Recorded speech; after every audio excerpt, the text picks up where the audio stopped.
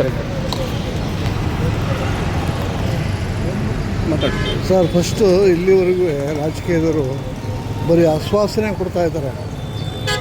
ಆದರೆ ಕೆಲಸ ಕೊಡ್ತೀವಿ ಅಂದರೆ ಇಲ್ಲಿವರೆಗೂ ಯಾರಿಗೂ ಕೆಲಸ ಕೊಟ್ಟಿಲ್ಲ. ಬರೀ ಅವ್ರು ಹೇಳೋದು ನಾನು ಅದು ಮಾಡ್ತೀವಿ, ನಾವು ಇದು ಪ್ರೋಗ್ರಾಮ್ ಮಾಡ್ತೀವಿ ಅಂತ. ಬಟ್ ಅವ್ರು ಡೆವಲಪ್ಮೆಂಟ್ ಮಾಡ್ತಾಯಿದ್ದಾರೆ ಹೊರತು ಜನಗಳು ಯಾರೂ ಡೆವಲಪ್ಮೆಂಟ್ ಆಯ್ತಲ್ಲ. ಅವ್ರನ್ನ ಬಡವ್ರನ್ನ ಟ್ರೇಸ್ ಔಟ್ ಮಾಡ್ತಾಯಿಲ್ಲ ಅವರು.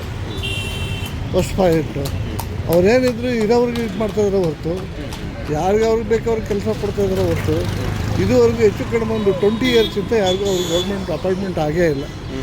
ಯಾರು ರಿಟೈರ್ಡ್ ಅದೊಂದೇ ಕಾಂಟ್ರಾಕ್ಟ್ ಬೇಸಿಕಲ್ಲಿ ಕೊಡ್ತಾಯಿದ್ದಾರೆ. ಕಾಂಟ್ರಾಕ್ಟ್ ಬೇಸಿಕಲ್ಲಿ ಇವರೇ ಮಾಡಲಿ, ಯಾರು ರಾಜಕೀಯದವರೇ ಮಾಡಲಿ ಕಾಂಟ್ರಾಕ್ಟ್ ಬೇಸಿಕಲ್ಲಿ. ಅವ್ರಿಗೆ ಯಾಕೆ 2 ಲಕ್ಷ 3 ಲಕ್ಷ ಸ್ಯಾಲ್ರಿ ಅವ್ರಿಗೆ ಯಾಕೆ? ಕಾಂಟ್ರಾಕ್ಟ್ ಇದ್ದರೆ ಏನು ನಷ್ಟ ಆಗುತ್ತೆ ಸರ್? ಕಾಂಟ್ರಾಕ್ಟ್ ಇಲ್ಲ ಅಂದರೆ ಏನು ಲಾಭ ಆಗುತ್ತೆ? ಅಲ್ಲ, ಕಾಂಟ್ರಾಕ್ಟ್ ಇದ್ದರೆ ಈಗ ಸಪೋಸ್ ಈಗ ಒಬ್ಬ ಇಂಜಿನಿಯರ್ ಮಾಡಿರೋನಿಗೆ 15,000 ಕೊಡ್ತಾಯಿದ್ದಾರೆ ಸ್ಟಾರ್ಟಿಂಗ್. ಕಾಂಟ್ರಾಕ್ಟಲ್ಲಿ ಇರೋರಿಗೆ ಅವ್ರಿಗೆ ಹೇಳೋದು ಪರ್ಮನೆಂಟ್ ಅಲ್ಲ, ಅವ್ರದ್ದು ಕಾಂಟ್ರಾಕ್ಟ್ ಬೇಸಲ್ಲಿ ಮಾಡ್ತಾಯಿದ್ದಾರೆ ಅವರು. ಬಟ್ ಒಬ್ಬ ಇಂಜಿನಿಯರ್ ಮಾಡಿಕೊಂಡು ಅಷ್ಟು ತೊಗೊಳ್ತಾ ಇದ್ದಾರೆ. ಒಬ್ಬ ಏನು ಓದಿದ್ರು ಪೊಲಿಟಿಕಲ್ದವರು ಲಕ್ಷಗಟ್ಟಲೆ ತಗೋಬೋದಾ? ಹೇಳಿ ಸರ್. ಹೌದು, ನೀವು ಹೇಳ್ತಾರೆ ಸರಿ. ಲಕ್ಷಗಟ್ಟಲೆ ತಗೋಬೋದಾ? ಅಟ್ಲೀಸ್ಟ್ ಅವರು ಕಾಂಟ್ರಾಕ್ಟಲ್ಲಿ ಮಾಡಲಿ, ಅವರು 15,000 ರೂಪಾಯಿ ಮಾಡಲಿ, ನೋಡೋಣ ಗೊತ್ತಾಗುತ್ತೆ.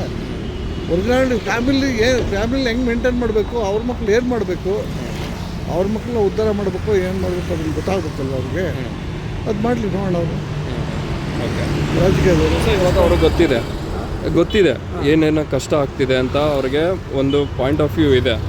ಇದ್ರೂ ಇನ್ನೂ ಸಾಲ ಮಾಡೋದು, ಇನ್ನೂ ಬಸ್ ಫ್ರೀ ಮಾಡೋದು. ಆಮೇಲೆ ಇನ್ನೊಂದೇನು ಪ್ರಾಬ್ಲಮ್ ಏನಾಗಿದೆ ಅಂದರೆ ಸರ್, ಇವರು ಲಿಫ್ಟ್ ಇರಿಗೇಷನ್ ಮಾಡಿದ್ದೀನಿ ಅಂತ ಹೇಳ್ತಾರೆ. ಎಲ್ಲಿ ಲಿಫ್ಟ್ ಇರಿಗೇಷನ್ ಮಾಡಿ ನೀರು ಕೊಡ್ತಾ ಇದ್ದಾರೆ? ಓಕೆ. ಆಮೇಲೆ ಕುಶಾಲನಗರ ಪಿರಿಯಾಪಟ್ಟಣ ಸೈಡೆಲ್ಲ ಪೈಪ್ ಉಣಿಸಿದ್ರು. ಏನೋ ಎಲ್ಲಿ ಒಂದು ಕೆರೆಗೆ ಡಂಪ್ ಮಾಡಿ ಅಲ್ಲಿಂದ ಸಪ್ಲೈ ಮಾಡ್ತೀನಿ ಅಂತ ಮಾಡಿದ್ರು. ಎಲ್ಲಿ ಮಾಡಿದ್ದಾರೆ ಅದು ಡೆವಲಪ್ಮೆಂಟು? ಅದು BJP ಅವ್ರು ಮಾಡಿದ್ರು, ಕಾಂಗ್ರೆಸ್ ಅವರು ಮಾಡಿದ್ರು, ಯಾರು ಮಾಡಿದ್ರು ಜನಗಳಿಗೆ ಅನುಕೂಲ ಆಗ್ಬೇಕದು ಅಲ್ವೇ? ಆ ಜನಗಳಿಗೆ ಅನುಕೂಲ ಆಗಲಿಲ್ಲ. ಪೈಪ್ ಉಣಿಸಿದ್ರು, ಎಲ್ಲ ಬರೀ ಅರ್ಧಂಬರ್ಧ ಬರೀ ಆಶ್ವಾಸನೆ ಕೊಡ್ತಾಯಿದ್ದಾರೆ ಅಷ್ಟೇ ಹೊರತು ನೋ ಡೆವಲಪ್ಮೆಂಟ್ ಏನೂ ಇಲ್ಲ. ಯಾರು ಅವರೆಲ್ಲ ಏನಂದರೆ ಅವ್ರು ಫಾಲೋಯರ್ಸ್ ಡೆವಲಪ್ ಆಗ್ತಾಯಿದ್ದಾರೆ ಹೊರತು ಹಳ್ಳಿಯಲ್ಲಿ ಎಷ್ಟು ಜನಕ್ಕೆ ಮನೆ ಇಲ್ಲ ಸರ್. ಹಳ್ಳಿ ಎಜುಕೇಷನ್ ಎಲ್ಲ ಕರ್ನಾಟಕದಲ್ಲಿ ಬರೀ ಕಾನ್ವೆಂಟ್ಗಳು ಇವರ ಸ್ಕೂಲ್ಗಳನ್ನೇ ಮಾಡ್ಕೊಂಡು ಹೋಗ್ತಾ ಇದ್ದಾರೆ. ಹಳ್ಳಿಗಳಲ್ಲಿ ಹುಡುಗರು ಏನು ಮಾಡಬೇಕು? ಅವ್ರು ಬಂದು ಸಿಟಿಲಿ ಬಂದು ಏನಾಗಬೇಕಾಗುತ್ತಾ?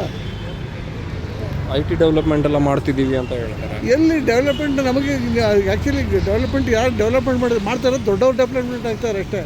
ದೊಡ್ಡವರು ಅಂದರೆ ಸರ್, ದೊಡ್ಡವ್ರು ಅಂದರೆ ಅವರು ಯಾರು ಅವ್ರ ಫಾಲೋಯರ್ಸು.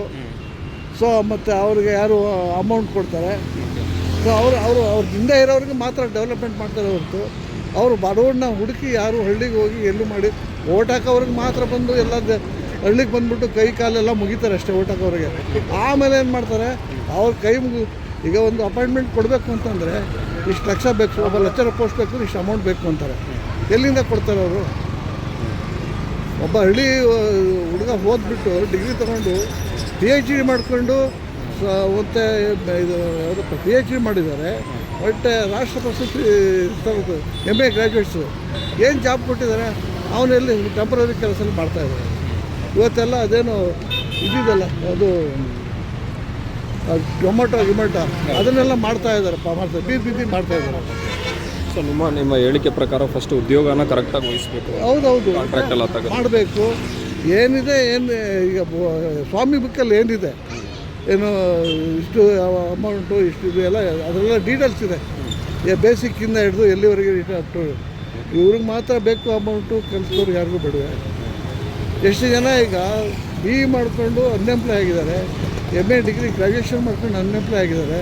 ಸ್ವಲ್ಪ ಅದನ್ನು ಕ್ಯಾಲ್ಕುಲೇಷನ್ ಮಾಡೋಕ್ಕೆ ಹೇಳಿ, ಗೊತ್ತಾಗುತ್ತೆ ಅದೇನು.